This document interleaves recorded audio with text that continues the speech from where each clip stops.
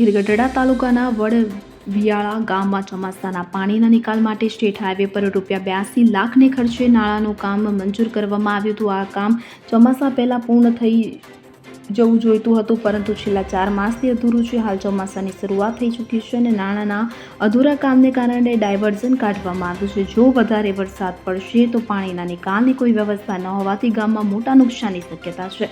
ગ્રામ પંચાયતના સભ્ય ભરતભાઈ રૂપાલા એજન્સી અને માર્ગ મકાન વિભાગના અધિકારીઓની કામગીરી સામે પ્રશ્નો ઉઠાવ્યા છે. તેમણે કામની સમયમર્યાદા અને જવાબદારી અંગે સવાલો કર્યા છે. તેમની માંગ છે કે જો એજન્સીઓએ સમયમર્યાદા માં કામ પૂર્ણ ન કર્યું હોય તો તેમને બ્લેકલિસ્ટ કરવામાં આવે.